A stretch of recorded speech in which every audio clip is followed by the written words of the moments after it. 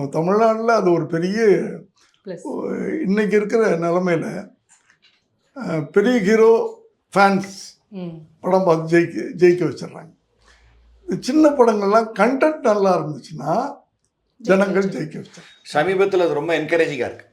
ஆமாம், தமிழில் அது ஒரு நல்ல சிம்டம்ஸ் அது புதுசாக வர்றவங்களுக்கு. ஸோ அந்த கதையை கேட்க ஆரம்பித்தேன். அவர் அப்படி தான் சொன்னார், ஒரு நாய் நீதி கேட்டு கோர்ட்டுக்கு போகுது அப்படின்னு சொன்னார். எனக்கு அதை கேட்கும்போது ஒரு பெரிய க்யூரியாசிட்டி, ஒரு ஆர்வம். இப்போ ஒரு மனிதன் கோர்ட்டுக்கு போனான்னா அவன் சாட்சி சொல்லலாம், எனக்கு இது இப்படி நடந்துச்சு, நான் இப்படி பாதிக்கப்பட்டேன். உங்களுக்கு பிடிக்கிறதுக்கு இன்னொரு காரணம்னா அந்த காலத்துலேருந்தே நியாயம் கேட்டு கோர்ட்டுக்கு போகிற மேட்டர் அவருக்கு ரொம்ப பிடிச்ச ஒரு மேட்டர்.